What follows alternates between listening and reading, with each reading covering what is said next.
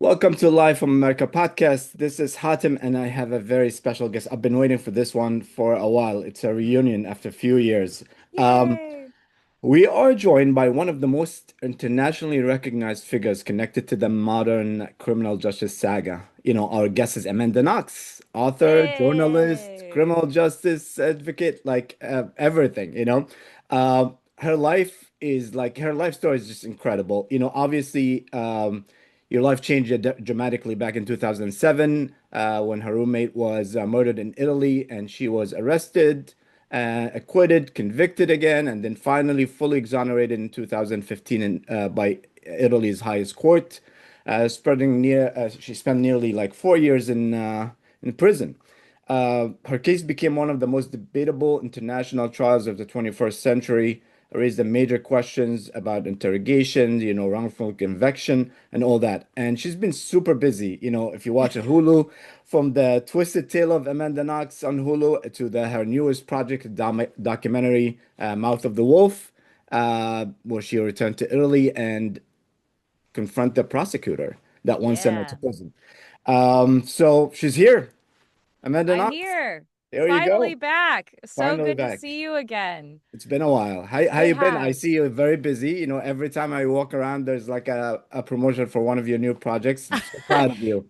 Well, thank you. I mean, it's been a long time on the journey and in the making. I mean, I didn't know if any of these things that came out in 2025 and also early this year in 2026 were actually going to come into existence. So like, I just went on my journey to go back to Italy to confront my prosecutor and I spent years corresponding with him in order to get to this place where we had a kind of mutual understanding, a mutual trust that could allow for that kind of meeting to take place. And of course, like in my mind, I'm keeping track of it. I'm thinking about, okay, what am I learning from this experience? But also my husband is in the background with his phone, just like, pulling it out in the middle of my panic attacks when he's supposed to be my emotional support animal. And instead he's just filming me. So that's what ended up turning into the Mouth of the Wolf. And that's really his love child more than mine. That was him watching me, observing me from a very close distance go through this process of uh, grappling with all of my anger and my rage and my grief and seeking closure in a situation that didn't really uh, offer a means to that end. So it's been busy. I got my memoir that I wrote. That's really, you know, my voice, and then working on the Twisted Tale of Amanda Knox, which was really validating because I was working with Monica Lewinsky. I was working with a lot of incredible people, including the head writer and showrunner. And it that was very validating. And then, of course, Chris came out with his documentary slash love letter to me. Have you seen it, by the way? Of course. Oh, Yeah. of course, Yeah. of Yeah. course. You do your homework. Yeah. What did you think? And even it's amazing. I don't want to like I almost like even with my question, I want to be very careful about saying giving up anything because I think it just ha you have to go through the experience. And it also like it's funny because right in front of my house when I walk, whenever I come, there's the big sign of was your show, um the Twisted Tale of Amanda Knox. It was just right there the whole time. Yeah, just Grace Van Patten's face. Right, right, yeah, right there. Which I think, for me, li life, like I always, one of the things I want people to get out of this, especially like, the younger generation is, the resilience, because life Mm, happens and you say life, what happens to you, but it's how you react to it. And hmm sometimes shit happen when you like not prepared and what you've been through and what you become and the way you did it, it's an amazing lesson for resilience and even each part of your life. And this is we're talking about you being very, very young in a foreign country. I don't think you were speaking the language very well back then No, I either, was not. you know. No. So all this, everything is against you, and he still believed and fought, and so it's a great lesson for resilience. So I would love people to like really understand, even if they don't know the whole story yet, you have no excuse. There's a book, there's a documentary, there's a show, you I know, mean, life gets busy. I understand if like people like are not, especially young people, and it's not just immediately in the news all the time. I get it. But I do talk to a lot of young people, and it's something that is really important to me because I think that when you're in your like early 20s, and I was 20 when this all went down, like you have an idea, like you're finally becoming an adult for the first time, you're on your own for the first time, and you have this idea of how you want your life to be. You've been on this path. You've been on the treadmill of life, which is, school and then high school and then college, whatever. Like you're doing all the things and you have an expectation that if you work so hard at something, it's going to lead to some kind of result.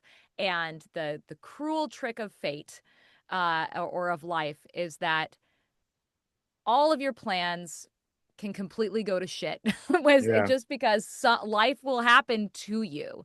And one of the things that I tell people is that, plans are great.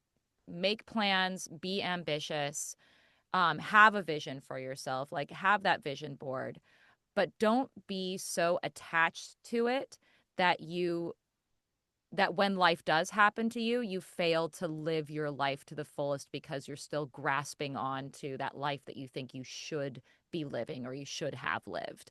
And I think one of the best things that you can do as a person in the world is you have your vision, you have like your goal, but like that goal is based upon a principle, and it's less about like a specific position that you want to occupy or a specific like thing even that you want to do, and it's more about how do you adapt. Like survival is all about adaptation to to crises situations. And the situation I found myself in was, as a 20-year-old kid, I went to go study abroad because I thought that because I liked to travel and I liked foreign languages and foreign cultures and I loved immersing myself in that, and I wanted to become a translator. That's what my vision for my life was going to be. And a few weeks into my study abroad, someone broke into my house and raped and murdered one of my roommates. And then 5 days later, I'm arrested and accused of the crime, and I'm in complete survival mode. And I like everything that I thought that I would live in my life is down the drain. I am in prison. I end up facing a 26-year sentence as a 20-year-old kid, and like my whole identity as like anonymous college student who was into Harry Potter and and liked to translate poetry was suddenly like vilified on this grand scale, turned into this like demon like figure in the public imagination that was hypersexualized, and there was nothing I could do about it. And having to in those like in that moment I faced an identity crisis. I was facing an existential crisis that also had to do with my identity. I thought that I was a good kid. I did well in school. I followed the rules. I did what the police told me to do. And yet I found myself in this overwhelming situation where I was betrayed and outnumbered and outgunned. And I was faced with a choice.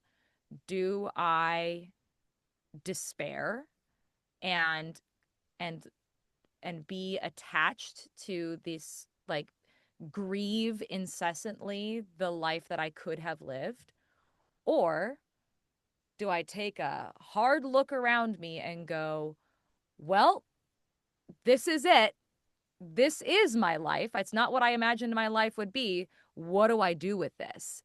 yeah. And that that was that pivot of adaptation that came honestly like 2 years into my imprisonment. Like I didn't like go to prison and then like figure that out. I had to be in prison for 2 years before I finally like grappled with the fact that, oh shit, this isn't just a little misunderstanding, this isn't just the adults are gonna fix it, this is a big fucking deal, like this is Mm. my life now and I have to figure it out.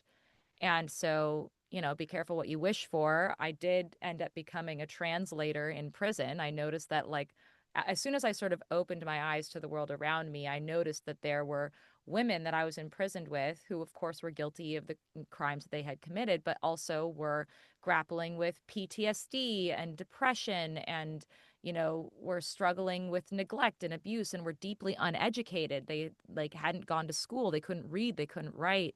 And so I became a translator for a lot of the foreign women who were in prison. I helped people write letters to their family, read their court documents. And so, in a weird way, I became the thing that I initially had gone to Italy to become, just in a completely different circumstance. And like the weird thing about that, this is like the weird thing about it is it still fucking sucked. Like I was still in prison for a Yeah. crime I didn't commit. And I was very sad. I spent all of my time sad. But in a weird way, it was like easy. It was like an easy sadness because it made sense, right? Like all this human potential. Like I always wanted to be a mother that was stolen from me. I had all of this grief that like was in a container that made sense, right? Like I'm in prison, I'm grieving, I'm suffering. Okay, that like I'm not confused about that. It was when I was released from prison and Mm. I'm like now out and I'm vindicated and I'm free, but I'm still struggling with this identity crisis and this existential crisis that has consumed my life, then it became confusing. And I spent years. So, 1 year's still on trial. So that made it more confusing. But even after all the trials were done, I'm no longer facing potential imprisonment. I'm sitting there going, oh shit, now what?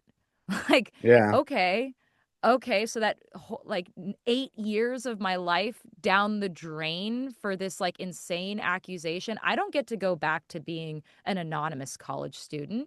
Like I'm the girl accused of murder now. Like that's just who I am now.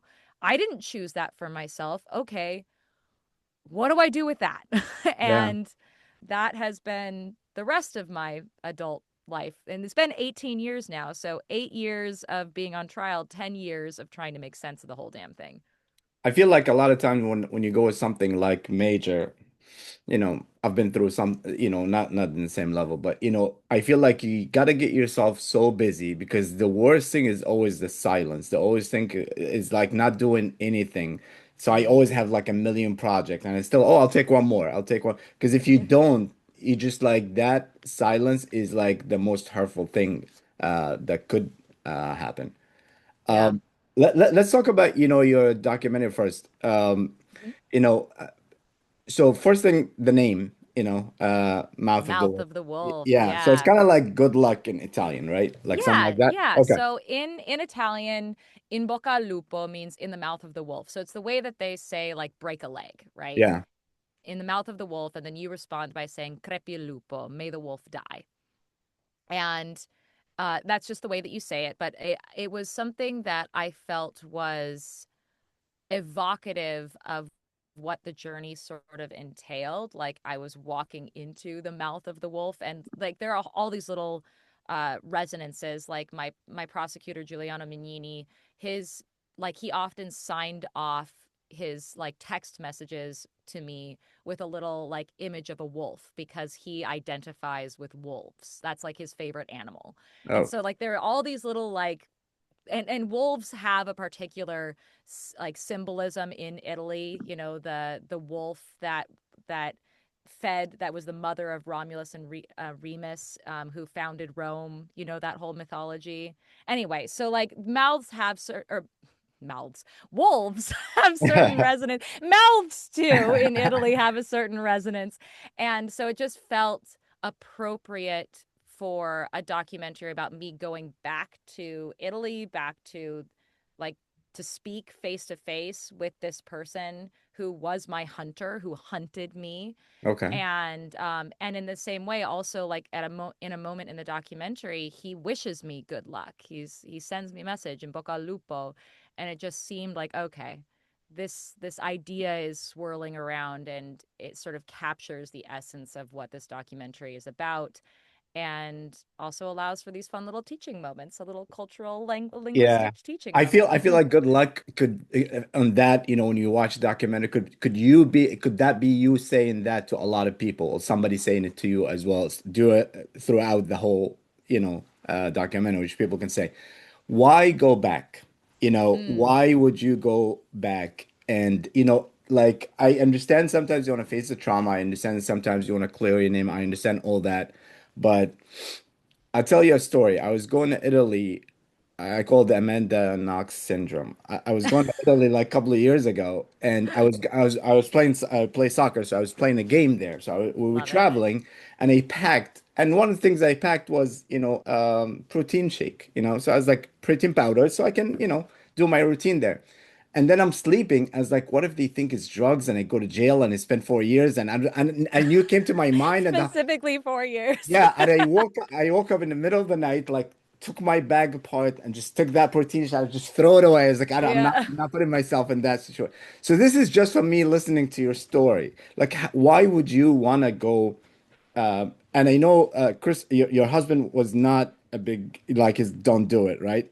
Well, actually, so my husband was the only one in my family who did support me, who did Okay. seem to understand that there was something important in me that was trying to get out by doing this. The rest of my family for good reason were even upset with me about it. Like I didn't tell them when I initially started corresponding with my prosecutor. I did that, on my own without conferring with them.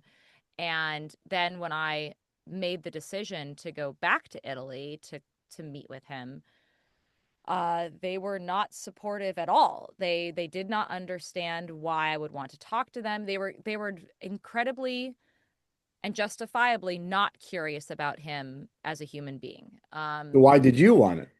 Well, so I think that one reason is because I am an incredibly curious person. I think maybe I don't know if I'm uncommonly curious or I was just in an uncommonly curious situation, but when I was going through everything, one of the ideas that plagued me throughout this whole process was, why is this happening to me? I didn't understand why this was happening to me.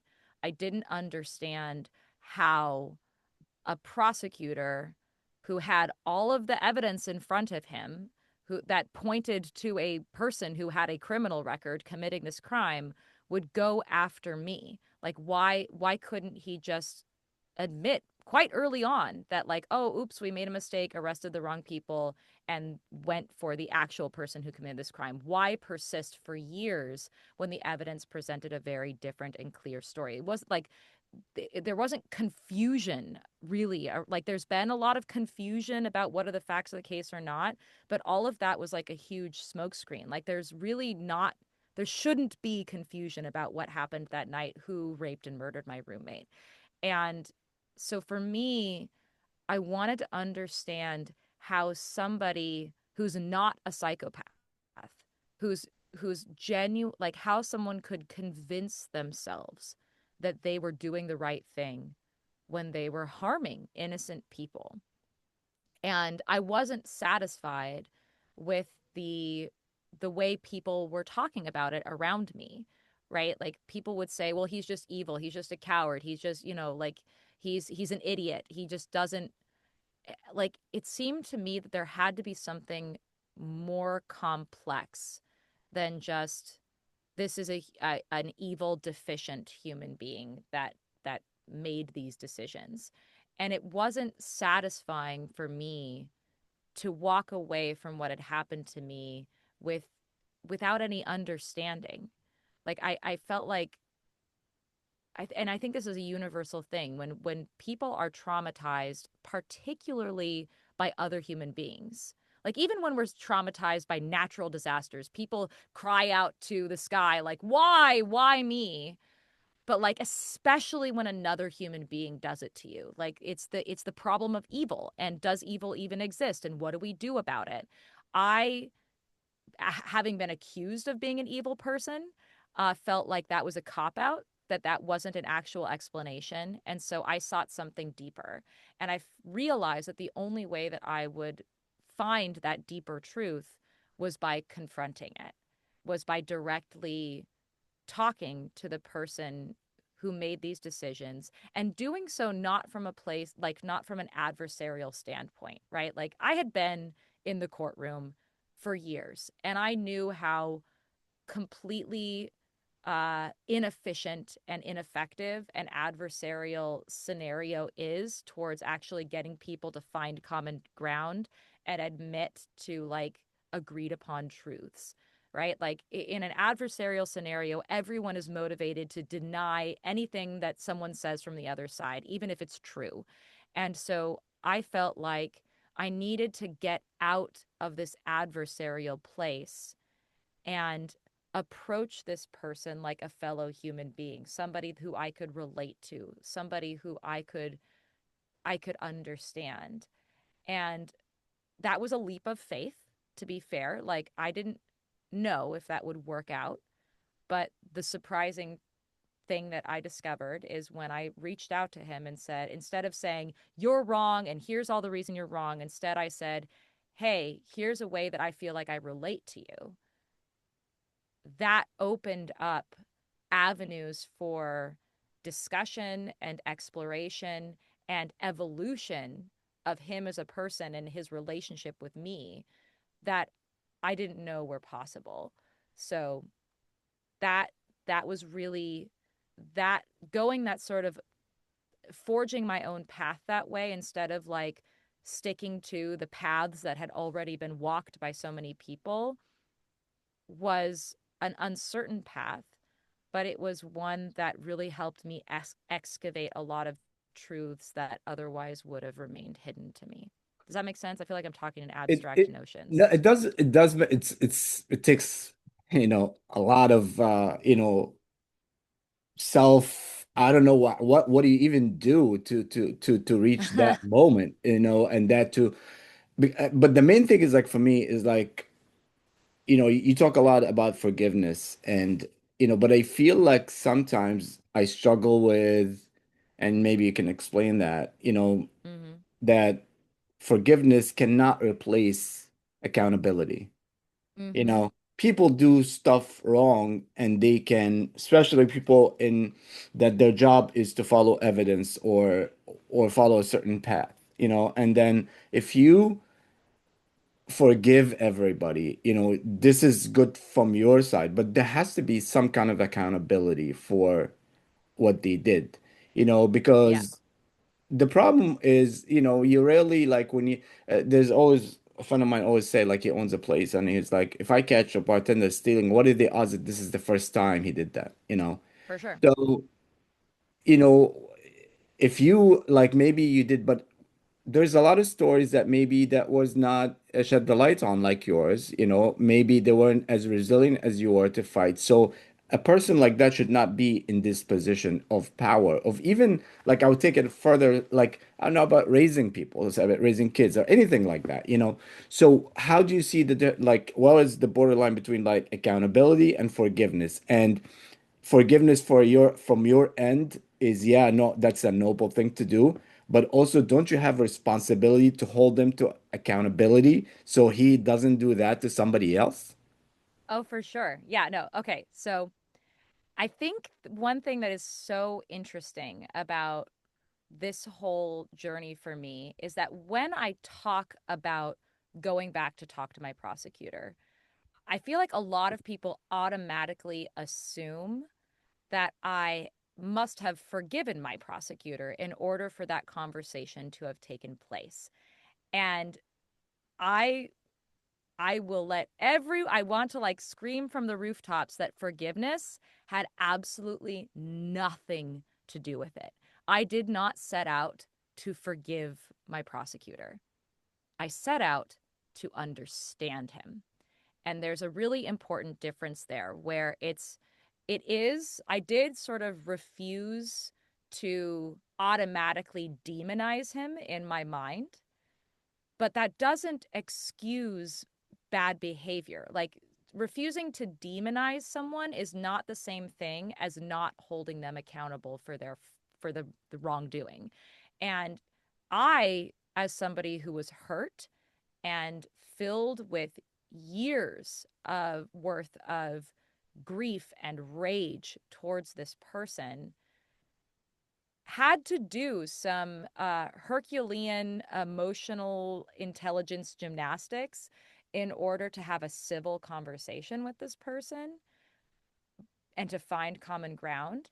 But like, I'm here to tell everyone that it is absolutely humanly possible to have a civil conversation with somebody who has treated you like shit. Like, it is Yeah. absolutely possible. And that doesn't mean like being able to have a civil conversation with someone and to recognize the the faults and failures, but also the good aspects of that person, like their imperfections are not like, don't just simply define them. They are more than just their mistakes and their imperfections. Like, being able to see the full picture of a person, again, doesn't acquit them of the charges, Yeah. but it does put them in a context that makes them palatable, and I feel makes me a person who has more ability to effectively interact with that person. So, and this is, I think this is the clear, like, this is the really important point, is what do I like? I see what he gets out. Like, people will say, okay, I get what he gets out of you, like recognizing his humanity and recognizing his good intentions, even when holding him to account for the mistakes that he made. Like, when I approached him, I did not tell him you're off the hook for everything that you did to me. Like, I went there and I was like, you were wrong. You hurt innocent people. Like, I'm letting you know that these things are true, and in case you don't recognize them, I'm here to remind you. Like, that was an important part of my mission. But like, being able to see him in his full complexity instead of reducing him to the harms that he had caused, of course, helped him because I humanized him, That's yeah. but I also rendered myself more capable of having like achieving an effective outcome. If I treat a human being as a monster, I'm automatically reducing reality to this like black and white zero sum scenario where where we are locked in and there's no way that we can get out of this like epic adversarial battle that we're in. But if I'm able to imagine him as a human being and how I can interact with him on like a human to human level, maybe I can imagine a outcome that isn't us locked in a, epic battle of like to the end, to the death. And instead, I can see how we can work together towards outcomes that are positive for the both of us. Like Yeah. and then I can take somebody who has been an obstacle in my life and transform them into an ally, or at the very least, remove that obstacle from my life. And that has been the thing that I've gotten out of it, is this person who has been an obstacle, an adversary in my life, has since become something, at the very least, not hostile and even supportive, in many ways. And that's what you see, and that's what the ultimate outcome Yeah. is. This documentary would not exist were it not for my prosecutor agreeing to be a part of it.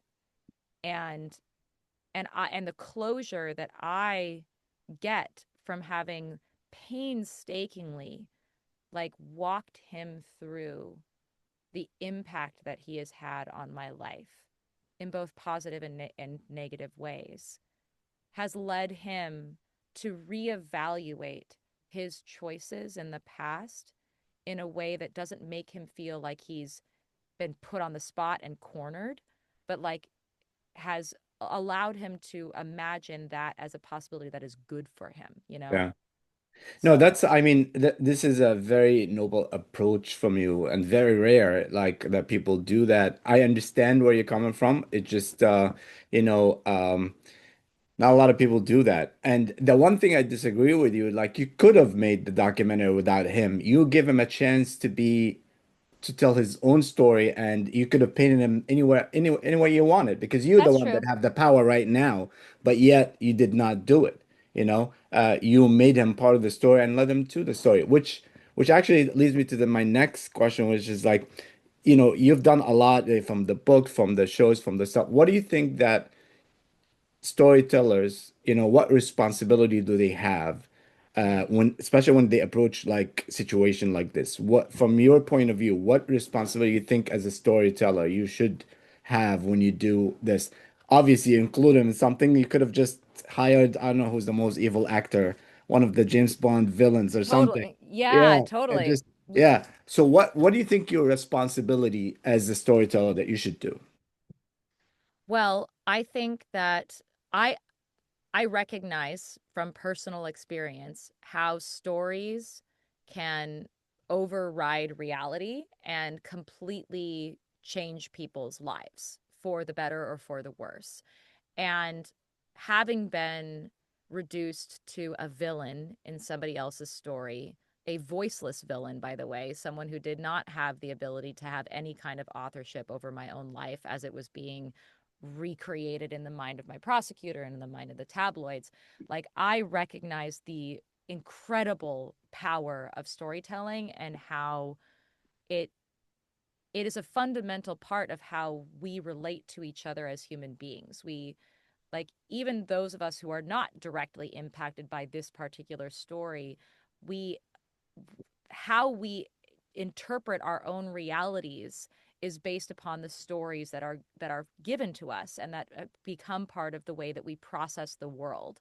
And I believe that black and white narratives that cast people as villains and victims are not very useful because I think that they make us weaker and less intelligent and less effective people in the world.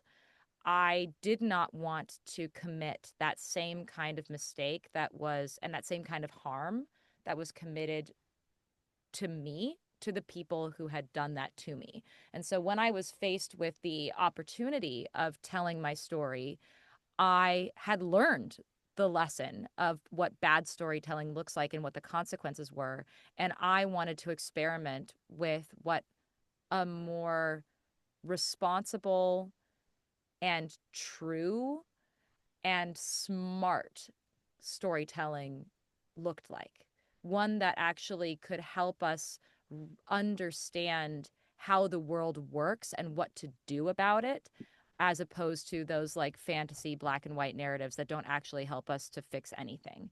And so when I was, faced with the task of casting, for example, my prosecutor in The Twisted Tale of Amanda Knox, we looked at the absolute best actors in Italy who could portray complex characters, people, and like part of the way that we wrote Giuliano was not just like, you know, plopping him in, you only ever encounter him in the course of this trial. Like we have a whole backstory about him that informs the person who he is. The fact that he grew up living across the street from the women's prison and would look out his window and watch these imprisoned women every day.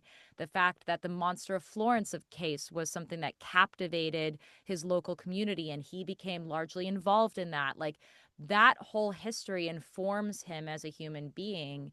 And in the show, you see him and because I had like, incredible access at this point to this human being's mindset at the time, I was able to show how a person who was had his biases that were largely unconscious could come to the conclusions that he did and could be motivated by all of these outside factors that weren't just evil.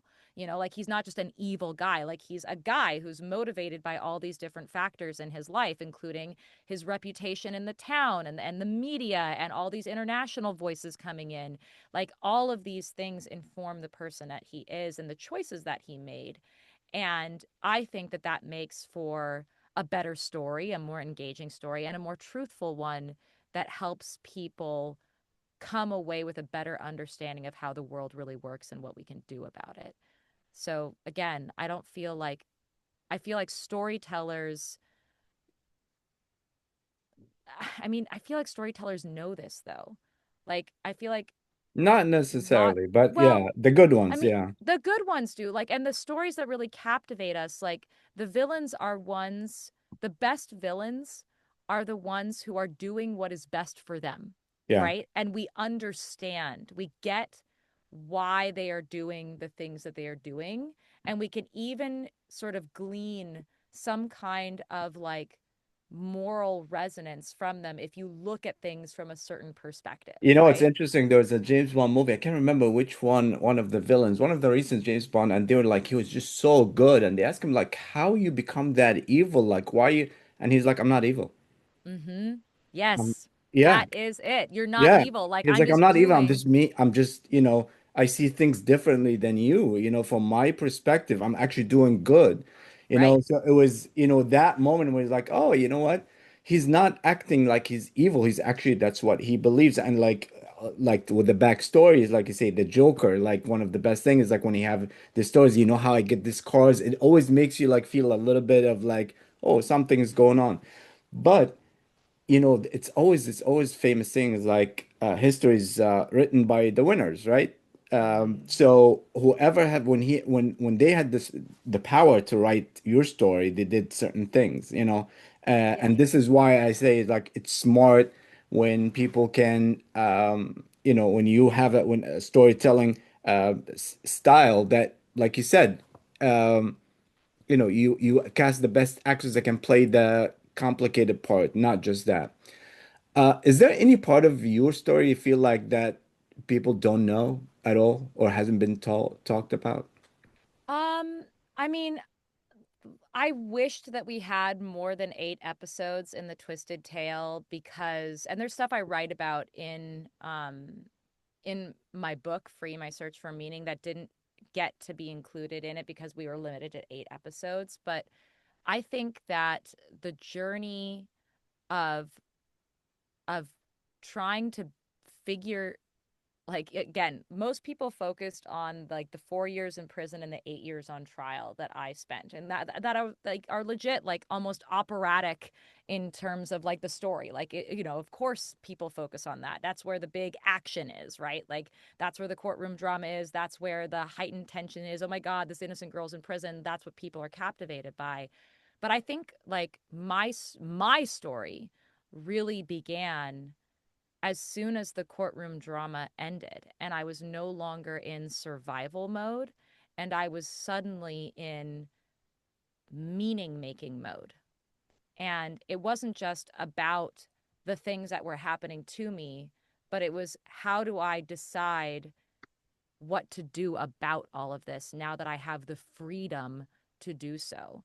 And, you know, like,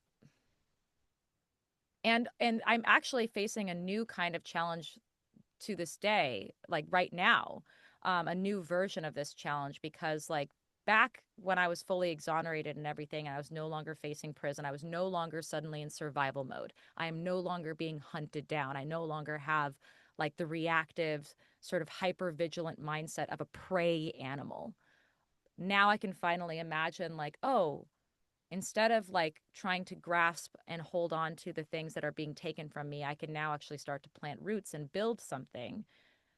I was left with this sort of bereft um problem of like how do I make sense of this? How do I how do I envision myself in a world that really envisions me in a very specific context and doesn't want to envision me outside of that context? And I'm still plagued with the like a sense of like I don't have closure. Like okay, sure, the legal drama is over, but I personally do not have closure. And so I lived still with this sense of like needing to prove myself, needing to set the record straight, needing to confront these adversaries. And so I spent the next 10 years doing that, which is what these stories are all about. And so I think that's a chapter of my life that is really captured in Mouth of the Wolf, I think, in a big way. But like, even just, I mean, the stupid stuff we were joking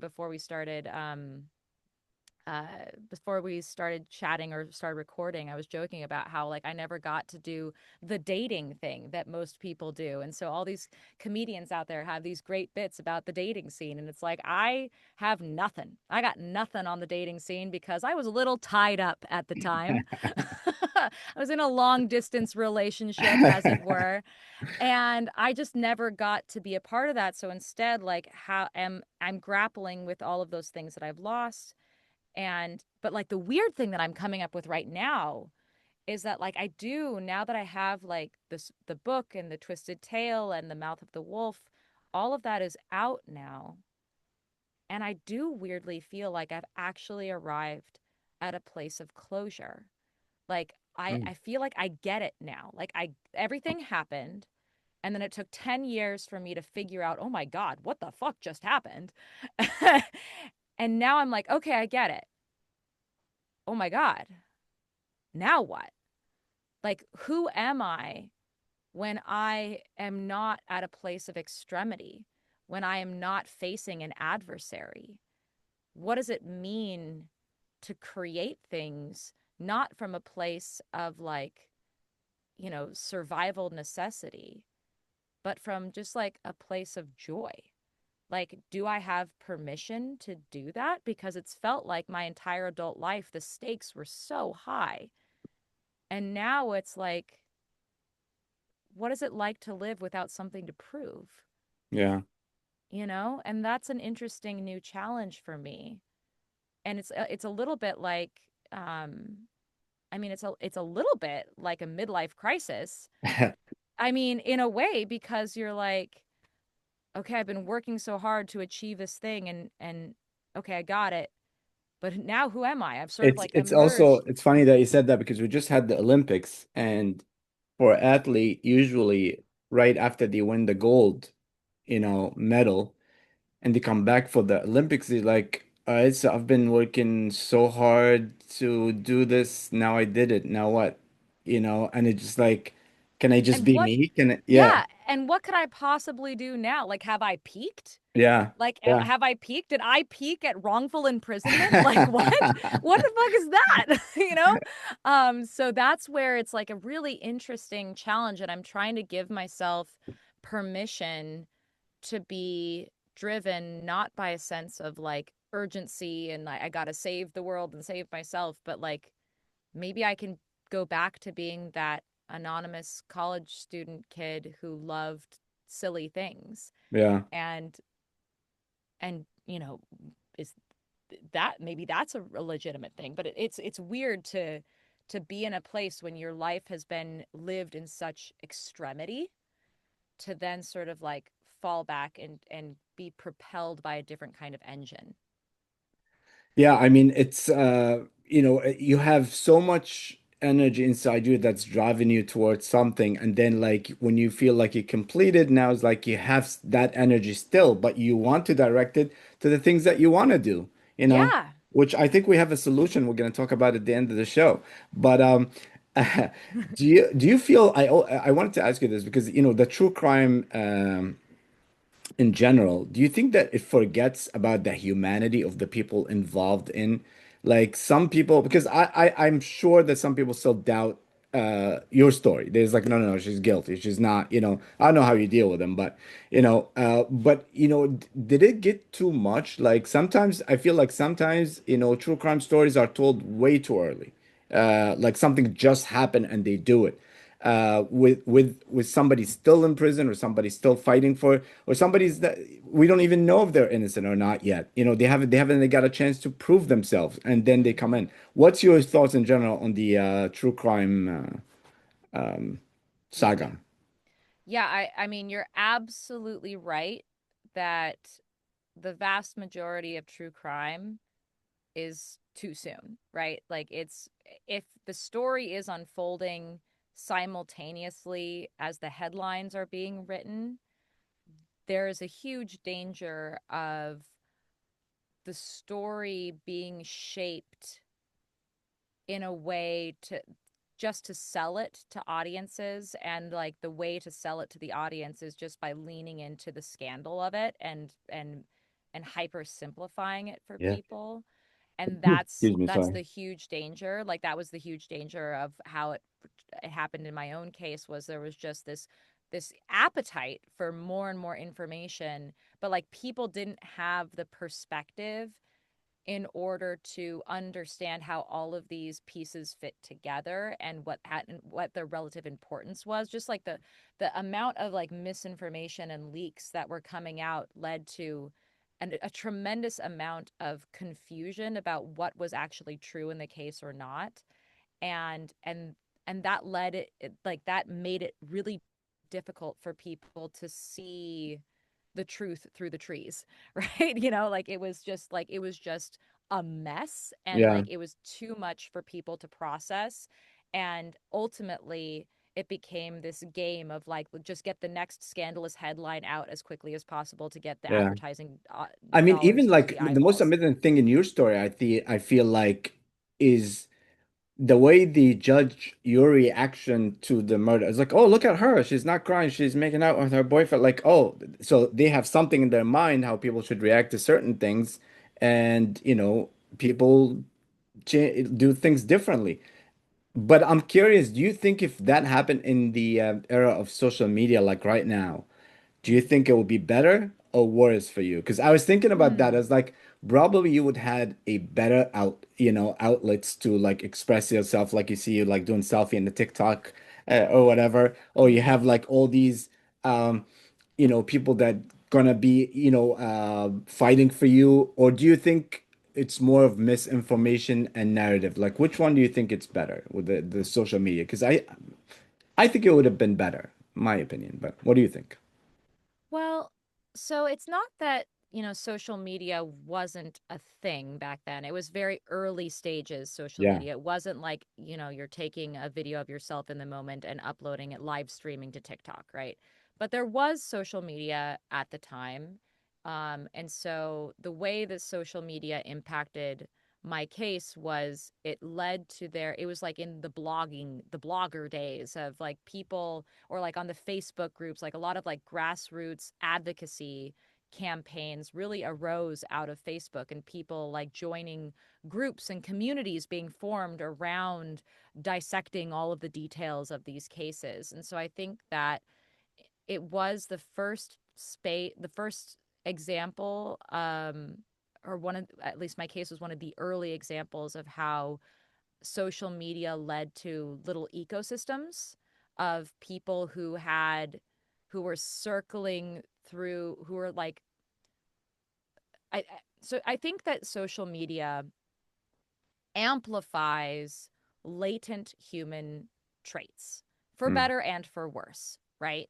So one of the things that it does is it allows us to express and communicate empathy, right? Like if we can show that we care about something that is happening so far away from us, that we can care about other people that are so far away from us that we otherwise would not be able to communicate that care and concern. That's a great thing.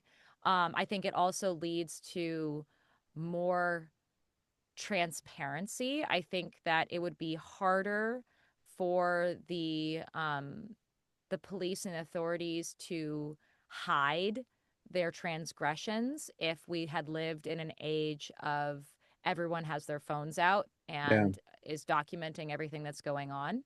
Um, that said, to this day, people who find themselves in interrogation rooms have their phones stolen from them from by police officers, and so it still becomes a he said she said scenario. And so it's not to say that phones are will save us necessarily, because phones are still devices that can be taken from us, uh, and footage can be twisted, like even my MySpace page was mined for any kind of material that would be used to vilify me. And so they found like, photos of my boyfriend Raffaele at a Halloween party. And they were like, oh, look what a psychopath he is. And they saw pictures of me like goofing off with my family at a museum. And they were like, oh, look what a psychopath she is. And it's like, it's what's interesting is anything can be viewed as like innocent or guilty depending on how you want to view them and how Yeah, you're primed to view them. And so I think that the danger of having um the danger is that what appears to one person as a perfectly innocent behavior, like being snuggled by my boyfriend outside of a crime scene after hearing that my roommate has died, um, to another person looks like psychopathic behavior that is indications of guilt. yeah. So, it's more complicated than just transparency, I think. And I think the danger of spin is is still present. Um, but I do wonder, I think that if this case had happened, if I were as a 20-year-old kid and this was happening to me today, I think I would have been a little more protected just because people would have had more access to me. It was much easier to isolate me. Yeah. Um, in those early days when I didn't have the internet on my phone, And like also people would demand certain things. But what's interesting is like also the culture, the difference in culture. Something happened. I just remember now when I was in Italy with the team, we're playing, and there's the guy in the receptionist in the hotel was, had an issue with one of the players and his wife, and he was like, she thought he was rude, so she did what we do here, is like she picked up her phone and started filming him, and he smacked the phone.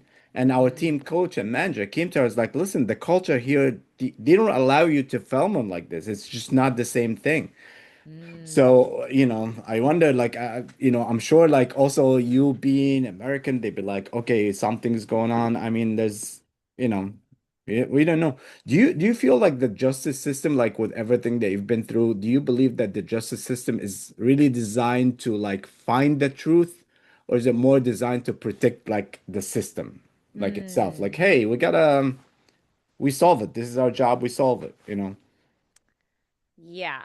I mean, I think that as it stands, um, the criminal justice system is absolutely designed to protect itself, right? Like, I mean, I don't think that it even attempts to hide or apologize for that fact. Like, their prosecutors have immunity, law enforcement professionals have protections that keep them from being held accountable for things that a regular citizen would be held accountable for.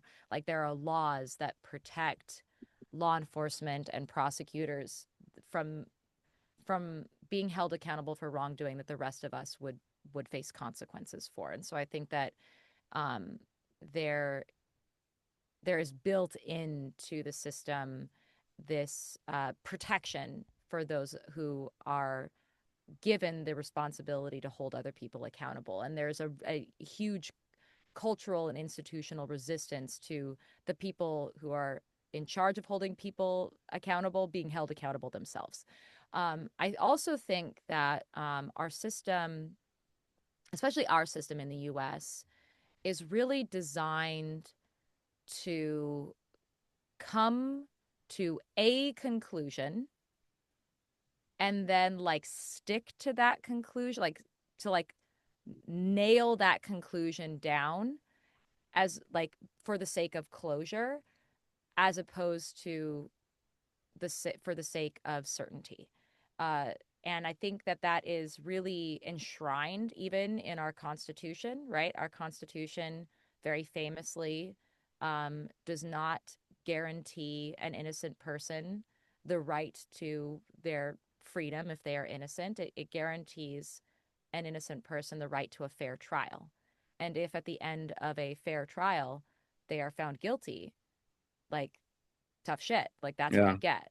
And so I think that in a way, the Italian system is superior to ours in the sense that it has baked into it more of an acknowledgement that getting the facts, getting the legal truth to correspond with actual truth takes time, and it takes multiple examinations of the case from different court systems.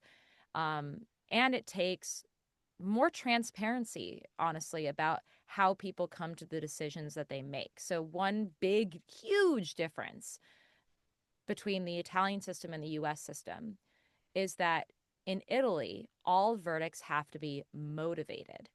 And what that means is anytime a verdict is handed down, the court has 90 days to write and deliver an explanation for how Mm. they arrived at that verdict that goes through all the evidence that they deliberated and talks about, like, we found this piece of evidence compelling, this piece of evidence not compelling, this testimony what we considered more truthful than that testimony. Like, it's very explicitly explained so that other people can review that process and go, well, that doesn't make logical sense, or that testimony later recanted. Like, you can go back and look at how a case was figured out by human beings, and there's more transparency about whether or not that actually makes sense. Whereas here in the United States, a verdict is a verdict. And how a jury deliberated and how they came to their conclusion is considered sacred and secret. And we cannot have access to that. And that to me is crazy. Yeah. That to me is like irresponsible. That to me is the system protecting itself and not acknowledging that we are all capable of committing error. Like, Yeah. and so I feel like more transparency around the deliberation process and more acknowledgement in the failures of even, human beings in fair trial situations to arrive at the truth is possible. And, Yeah. that's, you see No, that in definitely, I case agree with after you case. 100%. I think it's designed. Who was the candidates to play you in the Twisted Tale of Amanda Knox, and how did you end up picking your candidate?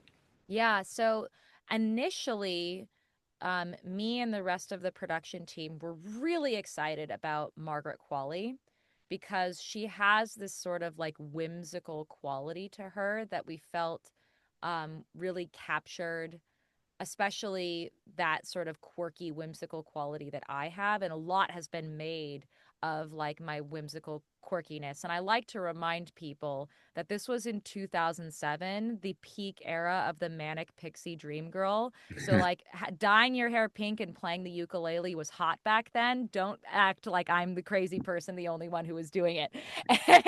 And so like we wanted to sort of like bring that quality back, and we thought that Margaret Qualley would really do that well. And fortunately, she was like, yes, she totally got it. But then there was a scheduling conflict, that because she had just gotten married, all that. So like there's a scheduling conflict, and so she had to back out. And then we were suddenly like, oh no, who could it possibly be? And there were all of these candidates that were on the table. And when Grace Van Patten was brought to my attention, I hadn't heard of her. I was not familiar with her work. I had not seen Tell Me Lies yet. But when I saw the way that she was able to portray a lot of like, she's a very capable actress. Like, she Yeah. is very good at portraying like somebody who is very lighthearted and free-spirited, and then also she can portray someone who has got depth and darkness to her. And so like she has this like versatility. And I think also because like she's an accomplished actress, but she's not like, a well-known actress the way a Margaret Qualley is. Like, she saw this project as an opportunity to prove what she had, like what like all of this talent that she had inside of her, and a work ethic, because like this show was incredibly demanding.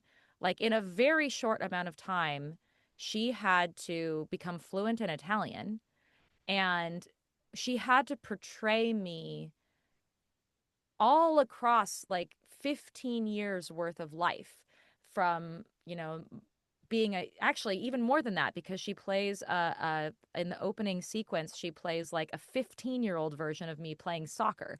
So like she's 20 years worth of Amanda Knox in one character, and she is able to show that like evolution of this like young, naive, sort of like theater kid vibe to deeply entrenched in survival mode overwhelm to like stranded and kind of jaded Amanda to this like hopeful, determined Amanda. Like she just did the whole spectrum of evolution of me as a character, and she did it so well. And I she think she did a worked great her job. Yeah. ass off. She Yeah. worked her ass off. And and I was just stunned. She did an incredible job, and she was really open to like feedback, and but she also had great instincts. She had incredible instincts, and I was just I was so relieved when I saw her work, when I was there on set watching her work. I was like, I'm sure it okay, was weird too. I mean, it was it was, but I also got to this place of like, oh, thank God you can be Amanda for a while. Like Yeah. I don't have Yeah. to be Amanda for a while. You can do it for a bit. Um, yeah, it No, I was. think she did a great job. I mean, with all, the different way of telling the story, I think it's important from a book, from a documentary, from a show, to tell the story. And like you said, like there's so much. I'm glad that you feel like you finally got the closure that you deserve. But I think the story, it just keep getting bigger and bigger, because it's just not what happened, is what happened after, and how do you Yeah. go to regular life, and all that, struggle, and your family now, and raising your kids. And I mean, there's so much that you can do, but I think, people can learn from each part of your life something, and take it from here.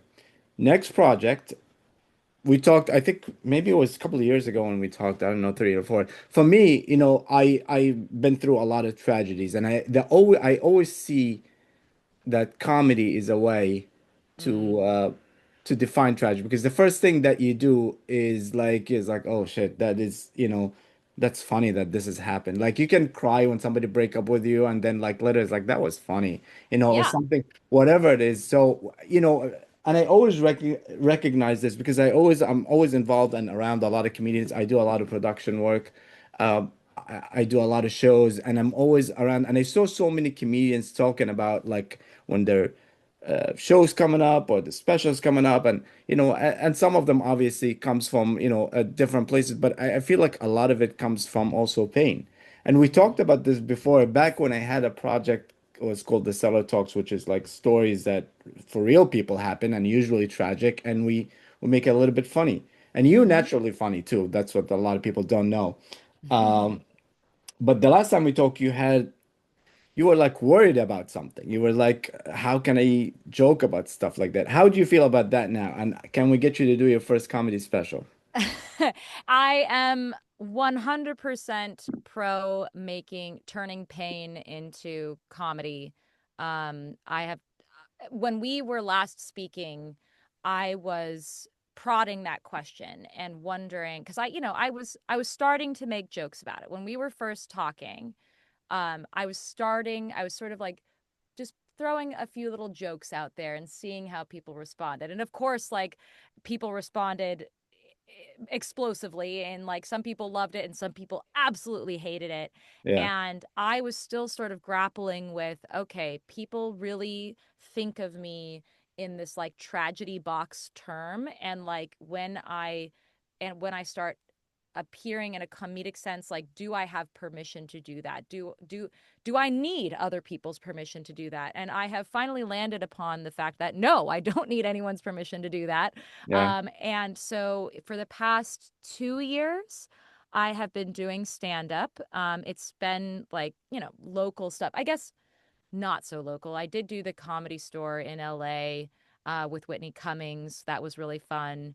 I opened for Nikki Glazer here in Seattle, which was amazing. But most of the time, I started out just doing really, really small town local stuff. And sometimes telling jokes about my story, but oftentimes just exploring telling jokes about like being a mom and, like joking about that kind of stuff. But I am today working on a longer, like one woman stand up show, like Yeah. as we speak. Before Yeah. we got on, I was working on it. And I'm hoping to perform that sometime later this year. And Nice. that's my goal, and I think it's a very achievable goal because I've already performed an hour of material in front of audiences twice, and I've learned a lot from that experience, and I am really enjoying it. I just think it's the most fun. And like again, to give you an example of like the kinds of things, like people have their breakup stories, whatever, like people have moments in their lives that are painful in the moment, but when you look back on them, you have to laugh at them. And a Yeah. great example of one of those moments is I went into urgent care, and it was a few months ago. I went into urgent care. I had injured my knee. I was a little bit I was a little bit frazzled because I was like, oh my god, my knee. Show up to urgent care. Nurse walks in, takes a look at my chart, and goes, Amanda Knox, too bad that other one ruined your name. And like in the moment I was just devastated. I was like the last thing I need in this moment is like some lady taking the worst experience of my life and making me feel even worse about in the moment I was devastated. But looking back on it, it's fucking I hilarious. know. I Like know. how it's so funny, and then like all I can do is respond like, I'm sorry, doctor, I am that other one. Like it's just like an absurd scenario, and it's That's so so funny. just like so chef's kiss of like, mwah, this is my life. And so you just embrace those moments and turn them into the comedic gold that For sure. And I think like people, when you tell, we were talking about storytelling and responsibilities that you have, and when you tell a story and stuff like that, I think when you tell a story from a comedian perspective, it's so powerful. It gets to a point and it tackles like parts of the brain and parts of the soul that you don't get I think personally that it's easier to make people cry than to laugh, mm, like especially laugh out loud. It's just like, and I feel like it's very powerful. And if the message at the end is to get people to listen to something, whatever gets them there is the way. So I think this is should be a motivation. You shouldn't have anybody say, "Do I have permission?" I guess it's regular to feel that way, normal to feel that way in the beginning, but it's like you have a mission, you have a message, you've been through a lot and you want to get to experience it some way. So I think you should 100% do, and I'm glad that you do and that you are working on it. I can't wait to see it. Definitely, I'm gonna produce part of it, and it's gonna happen here in New York. We'll have a I limited love it. Broadway show or off-Broadway show or something. But it's so much to express yourself, and I think that you're gonna go through even a harder time. And this is what a lot of people don't understand, that you're gonna go through more pain when you're trying to make fun of your pain Hmm. but I think it's gonna be curious. I mean, the I mean, dating I parts that love you're it. I'm thinking. enjoying it so much so far. Like there's something really satisfying about like naming the thing that hurts you and having a laugh about it. And I love that like you can self-deprecate without being mean to yourself. Like you can just like another sort of thing I like to poke fun at is the fact that, like, even all these years later, like you said, people are still not totally certain about how they feel about me. There's the people who are like, she's guilty, she's innocent, it's innocent, guilty. And it's like I'm the human version of the white, gold, blue, black dress. It just depends Yeah, on yeah, how yeah. you look at it. And then I have to go, like, oh, great. Some people think, oh, she's innocent. She just acted guilty. And then Yeah. that means my whole personality has been put on trial. And the verdict is, congratulations, Amanda. You just make people feel uncomfortable. Like, Yeah. okay, great. Yeah, it's there's so much, and I think you right now in that part of your life where you're like it's about creating stuff that makes you happy, and tell the story from anywhere, because somebody's gonna tell that story. Some guys are gonna make that joke, Yeah.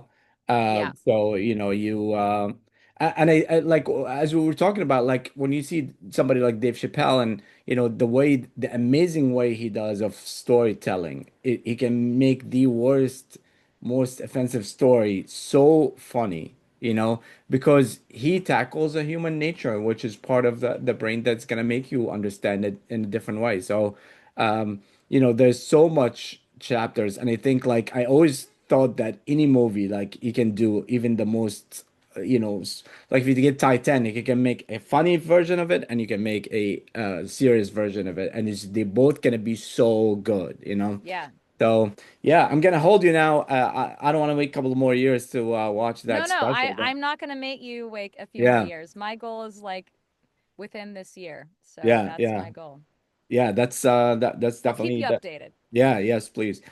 If people want to follow you, or message you or do anything, where can they find you? So the best place to find me and everything that I'm doing is at amandaknox.com. But if you want to follow me on Instagram, it's at Amama Knox. On Twitter and Blue Sky, at Amanda Knox. And I think your podcast, or you have a show where people can ask you questions too, right? Do you still Yeah, have? absolutely. Yeah, Yeah. yeah. Yep. I have a podcast called Hard Knocks where people can write in, especially through amandaknox.com, ask me questions. I will straight up answer them. No filter. And yeah, I'm an open book. There you go. The Twisted Tale of Amanda Knox and the documentary Mouth of the Wolf, all of that, and their book. The That you have Free, no My Search excuse. for Meaning. Yeah, Yeah. I've And then coming soon. Do you have a name for your special yet? so the one that I'm toying with right now is Cartwheel. Okay. So, Coming but soon. TBD, TBD. TBD. Okay. All right. But we'll get it. Live from America podcast. Amanda, thank you so much. It was a Yeah, pleasure. thank you. So great to talk to you.